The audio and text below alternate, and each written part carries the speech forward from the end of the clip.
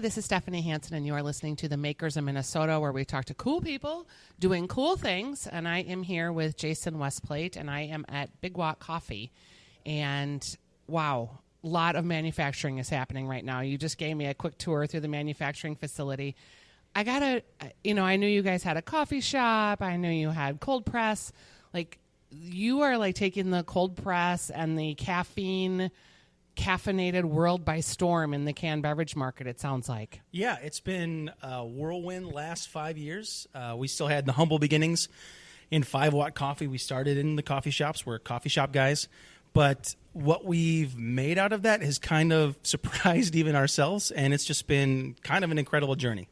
Tell me how you got started. I mean, just go from the beginning. Sure. So 5 Watt, which most people are familiar with in the Twin Cities, was started by our partners, Caleb and Lee, 2 coffee shop veterans that found each other at another shop, and as they got talking about ideas and things they wanted to do in the future as far as coffee goes, they just kind of looked at each other one day and said, we should just do this. Sure. And out of that weird dream came 5 Watt. And almost immediately on 5 Watt's opening, I had just left working with Dunn Brothers. I did some consult work on their food and wine and beverage program that was new to a couple of their accounts, and I was excited to see what the next thing was. And when 5 Watt opened, I was just stunned by how innovative and incredible and different it was than everything else. Yeah, and also just the sheer quality of the goodness of the coffee. Yeah, most definitely. It's been from the very beginning a very quality-focused, very creative and inventive-focused company. And so birthing that into Big Watt, which is kind of like taking what 5 Watt does, but moving it into the world in a big way, hence the, I don't know, maybe clever name. It's been kind of this amazing journey. So for 5 Watt's very first open streets, which anyone in the Twin Cities is familiar with all those different incredible block parties, we decided to hand bottle 12 dozen cases of cold pressed coffee. And it took Lee and myself, I think, a week and a half to make it, about a week and a half, if not 2, to bottle it. And we did it all in the basement of 5 Watt, and it was super fun. We sold out of all the product almost immediately. We're like, that was great. Maybe next year we'll do 2 dozen. And within days, we had distributors knocking our doors down, assuming that we actually were making product to sell. And we kind of stepped back and said, I think we've got something here that is bigger than we thought it was. No pun intended. And we started this process of, okay, if we want to do this for real, what is that really going to take and entail? And kind of how do we work on that plan? Can you help the listener understand what what cold press coffee is? Sure. So the simplest way of understanding this is it's not too dissimilar to cold brew coffee. It's taking roasted beans, grinding them, and then letting them sit on cool or cold water for an extended period of time. And what that does, a little bit different than hot brewing coffee, is you pull out different parts of the coffee. You don't pull out as much acid. You don't pull out as much oils. So you tend to get a sweeter coffee, something that's a little bit deeper in roasty profile. But from there, kind of the sky's the limit. Every producer makes their product a little bit different. They focus on different origins or different countries and roast profiles. So you can do a lot of incredible things with cold press or cold brew. For us here in Minnesota, we've always known it as cold press vernacularly. We actually do some pressing of the grounds, which that's what's supposed to separate cold press versus cold brew. But if you had a cold brew, you've had a cold press, they're kind of the same thing. Okay. All right. So that's good to know. And who is the market for cold press coffee? So, cold brew coffee, I'll call it from now on. Great question. Initially, it was kind of people that were looking for things that were a little bit smoother. But it's really changed. Like in the last 3-4 years, especially with Starbucks and Caribou and some of the bigger giants putting it out on the menus and everyone kind of experiencing this product, it's everybody. I always liked it in the warm weather because it was a way to have something that was still cold, still gave me my caffeine, still had a really good character and flavor, but maybe wasn't quite as acidic or bright as like a iced coffee, which people have experience with. But lately, it seems like everyone's drinking it year-round. We're lucky enough that as Big Watt has grown, we sell our cold press across the entire country, and people are drinking it all year round. It's different ages. It's kegged. Oh yeah, it's kegged, canned, everything. Yeah, it's really it's interesting to see the evolution of a new product. You know what I mean? An Oh, old yeah, very product, much but so. repackaged in a different way and new, obviously. Totally. Which brings me to what I saw today, which is now you're also canning hard caffeinated seltzer waters. Yeah, it's kind of Not hard, just seltzer waters. Hard means there's liquor, right? hard means there's liquor, so Okay. unfortunately not hard. But we kind of looked at the beverage industry, and for us, we are coffee lovers, tried and true, but we're also beverage people. We like creating things. We would like innovating. We like doing stuff that's new and exciting for us. And we've been making at the shops almost since they opened this product called bittered water, which was just taking the cocktail bitters that we make at 5 Watt and putting them into a water just like a LaCroix or a bubbly water or a Dasani, like just being a very nice, clean product. And as we kind of looked at the landscape, we're like, more and more people have moved off soda, more and more people have moved off energy drinks. So can we offer something that fits that gap but does it in a way that still is true to us? And that means clean, and that means natural. So we are launching our line of caffeinated sparkling water. The caffeine comes from green coffee. So it's the exact same caffeine that's coming out of our decaf that we sell in the shops. And then still using our delicious bitters that we make ourselves in conjunction with true botanical flavors. It's so 100% good. plant-based. Thank you. Thank you so much. Yeah, it's so good. And I right away, the thing I said to you, which I'm sure it was like music to your ears, I was like, and it doesn't have a weird aftertaste. That feels Because so that's good. what a lot of them, like, no offense, what is the White Claw? No offense. Yeah. But there's like a weird kind of aftertasty part. Yeah, and that gets tricky. It's really hard to make something taste good and be stable. And it's just water. Yeah, And- exactly. So a lot of people use stuff that maybe is okay according to the FDA, but for us it's like, if it's going to say grapefruit, I want it to come from a grapefruit, and that shouldn't be that complicated, and that's kind of been Big Watt's mentality from the beginning. All of our products are, if it says it's on the can, that's what it is. So we just kind of went that direction. How many 5 Watts do you have now? So we have 4 locations now. So there's the original on 38th and Nicollet. Our second one, which was the East Hennepin location, that's kind of right before 35. We are in the Keg and Case public market. And kind of a fun and exciting story is where Caleb and Lee met, our 2 founders, at the old Bull Run spot on Lindale, is now a 5 Watt since April. So 4 locations, really kind of full circle. It's been really cool. Something that I've been wanting to ask, I actually had this written down before you guys contacted me about the podcast. And what is it about your company that makes you produce a radio station? So this is the weird thing. Both Caleb and Lee and myself all were bass guitar majors in college.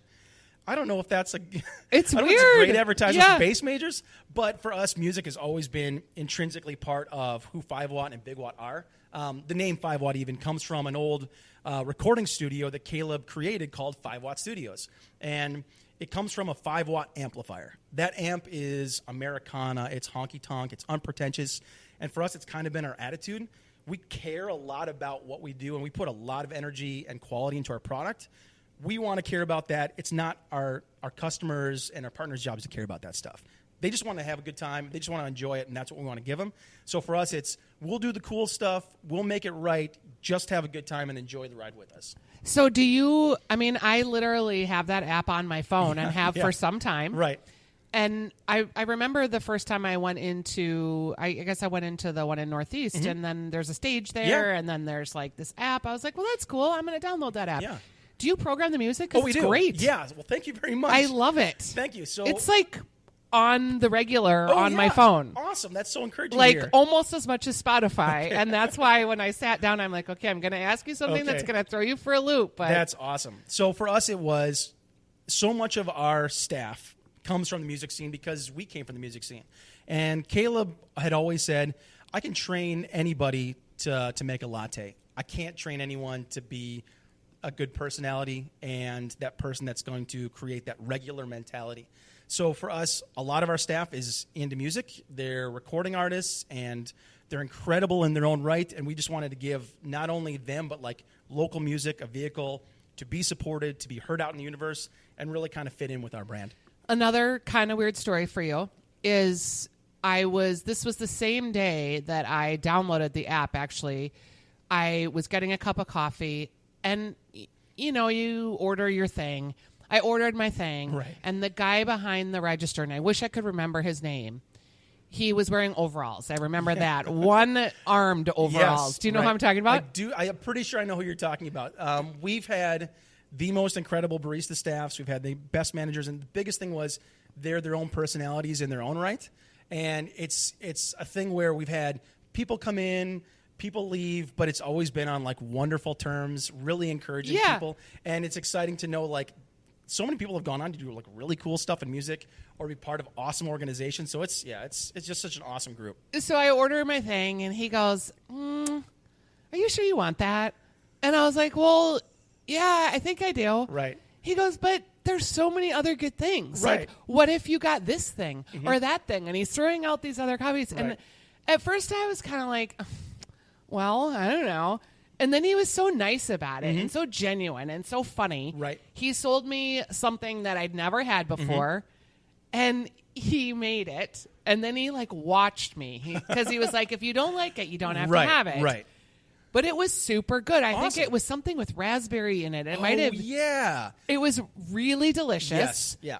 And I would have never ordered it. Right. And I've ordered it since. And I just thought, that's, Starbucks is fine. Caribou, fine. Yeah. And sometimes I like that consistency that you can't get at a local coffee shop a lot of times. But then the local coffee shop has something else. Right. Yeah, and most definitely. It has that guy.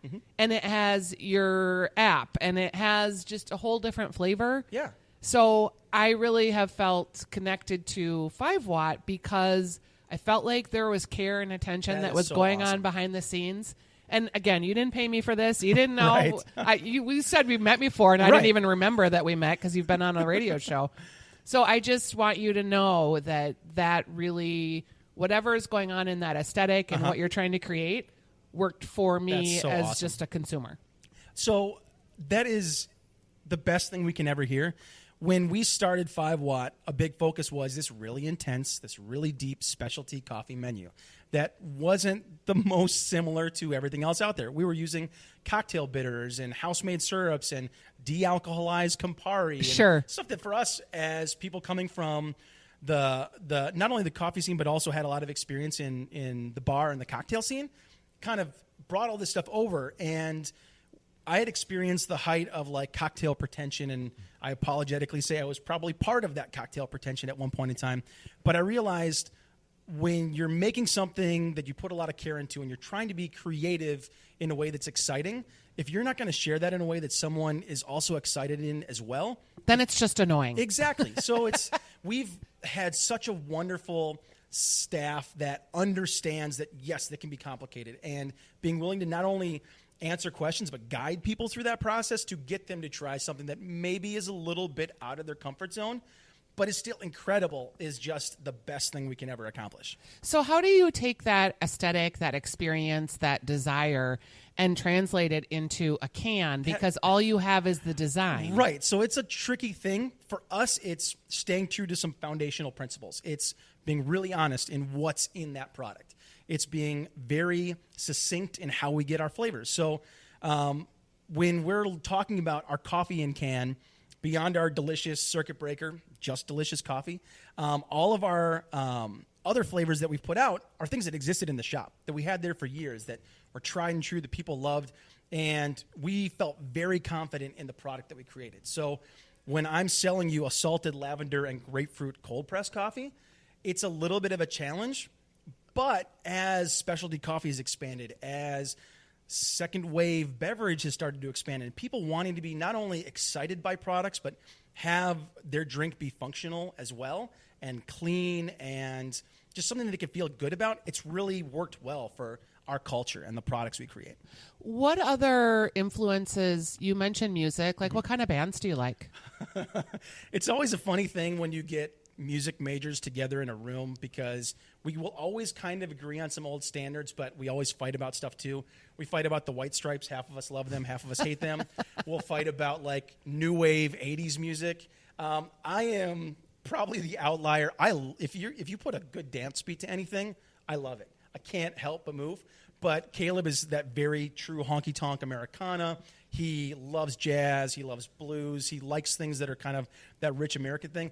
And Lee, he's still, like, what's exciting, too, is Lee is still out gigging all the time. He plays with Four on the Floor. He plays with a bunch of other bands that, like, tour the Midwest and just plays, like, good down and dirty rock. And it's kind of fun to still get together and talk about that stuff that thankfully isn't so far in our past. It's like, oh, it was so fun when we did music 100 years ago. It was like, no, we're still in it. We're still doing stuff, and it's still something we care about really strongly. Are you all equal partners? We are, and that's been the important thing, too, is making sure as we grow this thing, which takes a lot of work and a lot of attention, and it's something where it could very easily cause us to be distracted with everything that's going on, knowing that we're all in this together and we all have the same stake in this thing has just been incredible.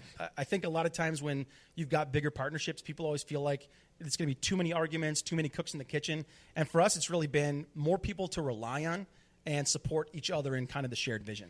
And with 3 people, like, you make a vote and it's kind of 2 to 1 or 3 to 0, however that math works. How do you have silos that you focus in so that you don't step on each other's toes? Yeah. And so since things have changed and grown, we actually have there's 4 of us. So okay. There's Caleb and Lee, the founders, and then Alex and myself, who kind of came in after the fact. Alex and myself focus on Big Watt kind of exclusively. Yep. So Alex is our CEO. I'm in charge of production and development and process. Caleb and Lee are shop specific. So they're every day in the shops focusing on not only making those better, but looking at how we're going to expand to the next phase and the next thing. And it's worked out well where we kind of hit our strong suits, but at the same time can move in and out when there's something that Lee is just good at in Big Watt, and he's going to be over here working on that, or Caleb needs to help out like packaging coffee, or I need to be over on a line like bagging something up for roasted coffee beans. There's still a lot of like Manual labor. I was surprised yes. when I came in. Like, you were working on a line, you are we bottling. We still do all of our stuff. And canning, not bottling. But yeah. In the beginning, we were not thinking this is what this would be. We thought we'd go the route that everybody else goes. Yeah, you talk to a big, giant place where they make things, and we kind of assumed they would make stuff for us. And you start to realize as a beginning brand or a beginning business, they don't have time for you. And we didn't want to do things the way that they said we would have to do them, which led us to building our own production facility, which we roast our own coffee. We brew our own cold brew. We've got our own canning line. We have all this giant equipment that we never expected to have. But that also means as difficult as it can be, as laborious as it can be, we still have our hands in everything. It's still that thing where handcrafted joy is on our cans. And it was kind of this goofy tagline we packed on the beginning. And it's like, yeah, we still did it in that basement, but even now on this scale, we're still doing everything ourselves. And it gives us not only a lot of confidence, but it's a lot of pride. It's like, I'm really happy with the stuff we make. And I know when it goes out the door, whether you're going to experience it in a 5-watt coffee shop or you're going to experience it in California at some grocery store, that I know what I'm giving you is the best that I can. And the team here is unbelievable. So a lot of pride in what we do. It's one thing to can something and put it in your own coffee shop. You have 4, so you'll have a certain amount of success with it. But that's probably not enough. Right. It's definitely not enough. So now you're marketing and you're competing with the Pepsis and the Cokes and Starbucks. And how do you do that? Oh, with a lot of help. Like, it's a bizarre thing how Big Watt has expanded and grown. We knew we had something great. We loved our product. People really enjoyed it. We had a process that allowed us to make our coffee without the traditional pasteurization methods, which was really exciting because it still tastes clean and delicious and good in the same way it did years ago when we still made it in the shop in a small scale. But what that did was allow us to leverage incredible partnerships that were probably above our pay grade. Yeah. So what helped us expand is just bringing people onto the Big Watt team that had experience in beverage or had experience in national sales on the grocery side that we would have never had access to if we hadn't cared about our product the same way we had. So let me just pick at that a second because you have these 4 guys. Yep. You're probably all living reasonably off of the money that you're making from these coffee shops. And now you have to hire a national sales guy who's probably a $70,000 to $100,000 player. Yeah. Which probably meant that you had to go without some income you had to leave a period of time where you probably weren't making money. Is that the type of decision that you had to make when you made that decision? Yeah, so kind of right off the ground with Big Watt starting so early into 5 Watts creation, Caleb and Lee were pulling a very meager salary when they first started. When I came on board, I made nothing. Yep. Alex, when he came on board, successful developer. He was a lawyer in the past. Like, his experience has been more on how do we actually legitimize this as a business, and to focus his energy, especially to come in here as the CEO, and all of us just basically just doing this because we believed in it. It's been a challenge, but we also realize we're so thrilled with what we've accomplished, with what we've created. And how many years in are you? So we're 5 years on 5 Watt, 4 years on Big Watt. Okay. So you're right about Oh, yeah. on this cuspy. First of all, they say if you've worked for yourself for 5 years, you're unemployable. Right. So welcome to the ranks of the unemployed. Right. Unemployable. Right. And that is about where you can, if your business is going well and things are going well, that you can start to like make a living instead of just paying your bills. Right. And that's kind of changed for us literally in the last few months. Yep. A big part of that was not only our product starting to do well, we're in 34 states now, which I would have never believed would have happened. Did that come primarily because of the salesperson? Yeah. So we were, like, when we started, it was pretty humble. We first made our product in St. Paul. Shout out to Burning Brothers Brewing. Those guys are incredible for letting us do stuff in their space that no one else would let you do. But we worked with co-op partners. We were kind of 9 states, really local. We made like 500 cases of product a month. It was enough to be exciting, but like moving into this national space, working with people that had experience. And what was really cool is our sales brokers came from 5 Watt. That was kind of their office space. And when they found out we had a product, they're like, let us work with you. Whatever deal we need to make, we believe in this stuff. We're excited about it. And so we probably got access to things more so because we were good people and we made good places than maybe we were even qualified to get access to. And I want to just stop there for a second, because that's really, when I look at like super successful brands that have been local and have started to make that leap, it really does come down to a lot of the people are just good people. They're helpful. They ask for help. They want to be successful. They want to invite you in. They're not like covert. Mm-hmm. They're just like, oh my gosh, yeah, I totally want to do this, but I have no idea what I'm doing. Right. Like that's a very common thing, is being a good person. Yeah. Treating employees well. We don't talk about some of those soft-sided things, but honestly, I'm here to tell you, if you're not some of those soft-sided things, you're going to get hung up. Oh, yeah. Because if someone's a good person and they're trying to do the right thing and they're treating their employees well and they're earnest and they want help, they're going to surpass you if you're a jerk. Yeah. Oh, most definitely. And I think so much of that culture coming out of the shop, and that being, Caleb's mentality and attitude right from the get-go was love all, serve all, treat everybody with respect, have that regular mentality. Everyone that comes into a 5 Watt, we want to make sure when they leave, they're like, I want to come back, maybe because the product was really good, but just because I felt welcome and I felt like someone paid attention to me and cared about me. And for us as ownership, the fact that like I'm still going to be out on that line canning coffee in the next half an hour because all of us are willing to pitch in and do the work that needs to get done. I would be thrilled when we get to the point where like we can start stepping outside of some of this stuff and focusing on creating new things and getting those next points. But there's still something about every one of us being willing to just do what needs to get done because we believe of where this is supposed to go. When you look at the last 5 years, I feel like coffee shops have changed too, in that they've become mobile workspaces. Yeah. And I'm not sure a lot of the coffee shops kind of wanted that or anticipated that. You can tell when I go to your space, like there's tons of outlets. Oh, yeah. It's very set up for mobile working. Is it irritating to be a coffee shop owner and have people camp out at your place all day and buy 2 cups of coffee? I think if you get frustrated with it now, you're behind the times. I mean, it's just what the coffee shop culture is. And for us, we have these people that are there every single day. And yeah, they might be working, but they're also incredible evangelists for our brand. And they are there all the time loving our product, and they've got good relationships with us. And we've pulled photographers to do photo shoots for stuff, or designers, or the sales brokers we've got. Yeah. We would not have gotten if they weren't running their meetings out of 5 Watts for other companies and other brands. So it's one of those things where it's kind of the culture where it's at. And for us, it's let's use it to the best of our ability by just being good partners together. Yeah, and then maximizing what opportunity is right in front of you instead of fighting the wave.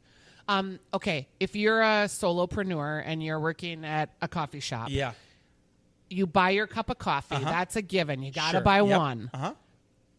Is there, like, if you're there for 3 hours or more, you need to buy 2? Like, what's the math for the solopreneurs? So that's reasonable and decent, that treats you respectfully and makes them not feel like creeps. We never put that parameter because it can be so tricky. And I think for the most part, especially the people that do this on the regular, they understand.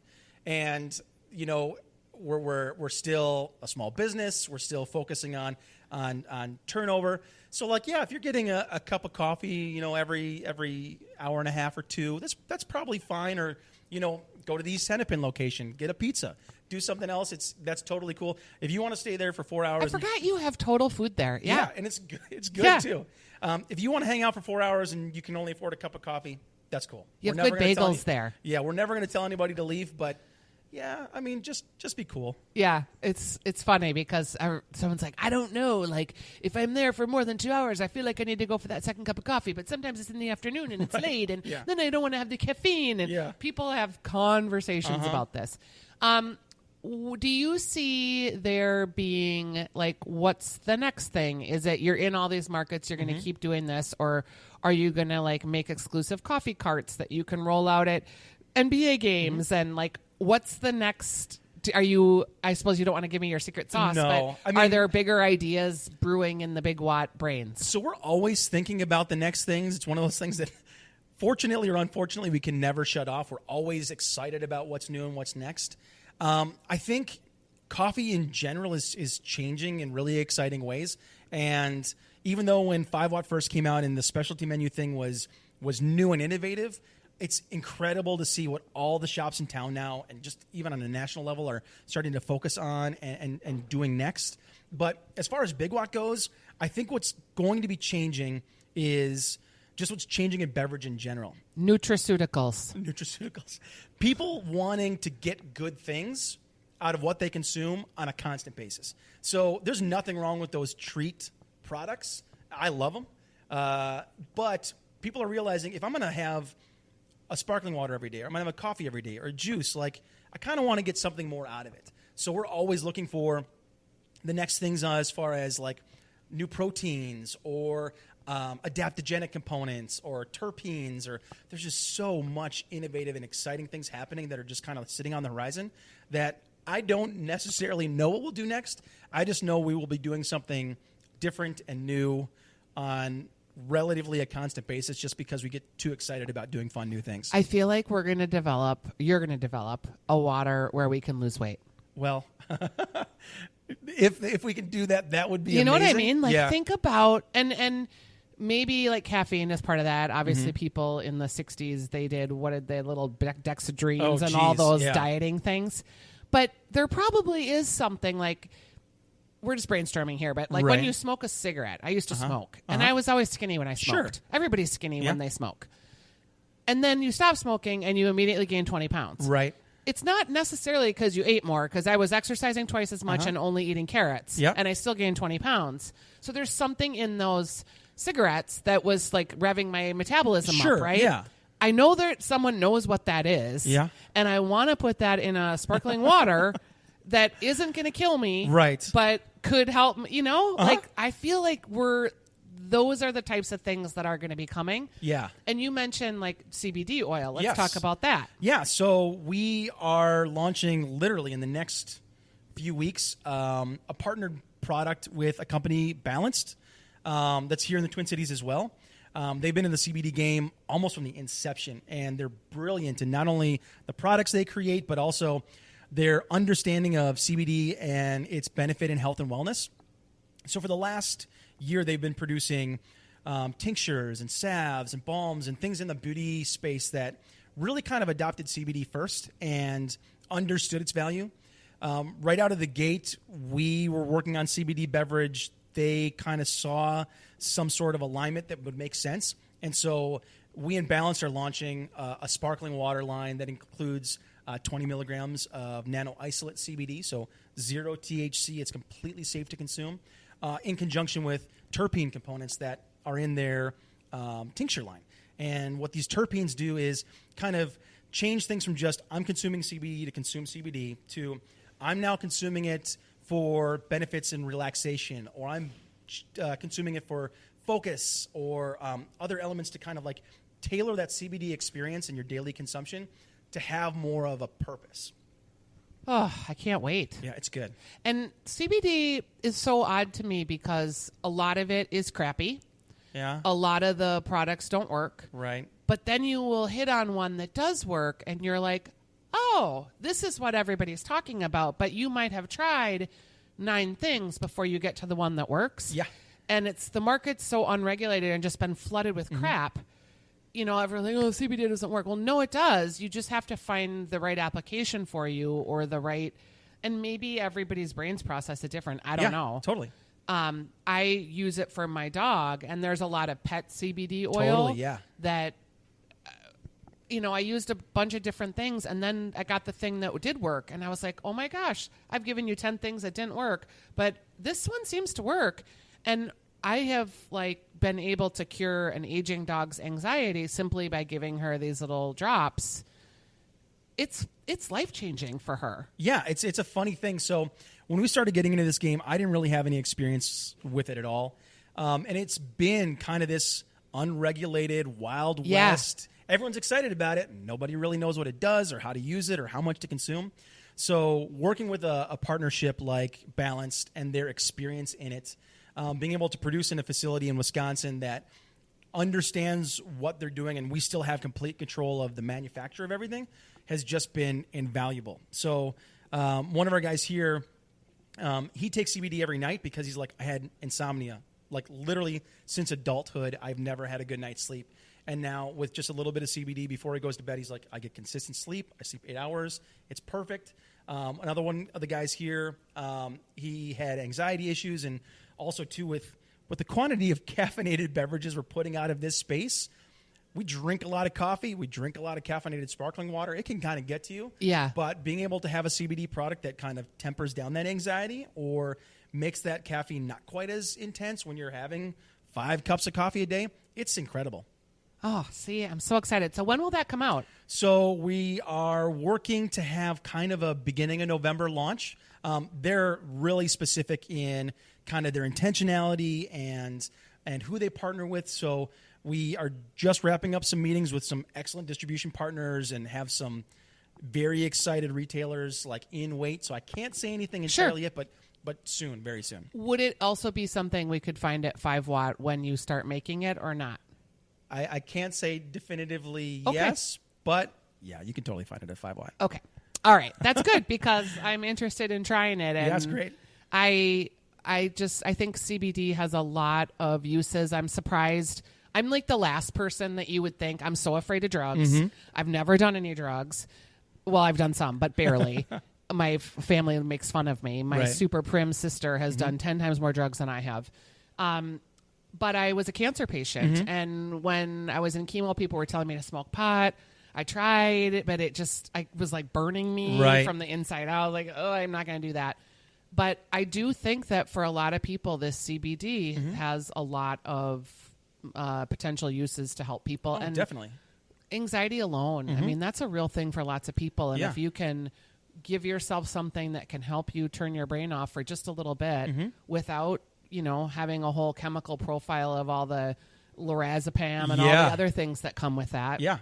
So it's pretty interesting. Yeah. Well, lots of cool things happening. It's fun to talk to you. Yeah, likewise. I'll continue to listen to the radio station. Awesome. And thank you. I'm very excited about these new products. I'll put a picture on the Instagrams for Makers in Minnesota, also on the Facebooks. And where can people find more information about you if they're interested in distributing or just finding out where these products are located? So you can always check out our website, bigwattcoffee.com, where we try to be active on Instagram and Facebook. So if you ever have any questions, don't ever hesitate to shoot us a message. And yeah, we're always excited to let people know what we got going on. All right. Congratulations. Thank you.